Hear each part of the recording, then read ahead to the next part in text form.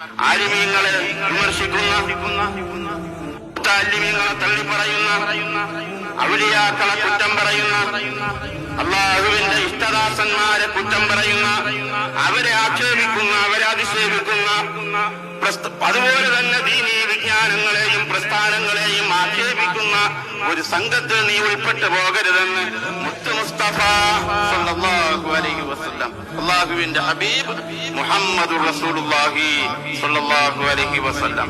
അതുകൊണ്ട് എന്റെ സഹോദരന്മാരെ, നാം ആലിമീങ്ങളെ ബഹുമാനിക്കുന്നവരും മുതഅല്ലിമീങ്ങളെ സ്നേഹിക്കുന്നവരും, അതല്ലെങ്കിൽ അത് കേൾക്കാനും ആ സദസ്സുകളിൽ പങ്കെടുക്കാനും അത് ശ്രവിക്കാനും ഒക്കെ ഉൾക്കൊള്ളാനും ഒക്കെ തയ്യാറുള്ളവരാകണം എന്നുള്ളതാണ് ഈ നിമിഷം എനിക്ക് പറയാനുള്ളത്. നോക്കി, എത്ര വിമർശനങ്ങൾക്ക് വിധേയനാണ് ബഹുമാനപ്പെട്ട ഉസ്താദ് അവറുകൾ.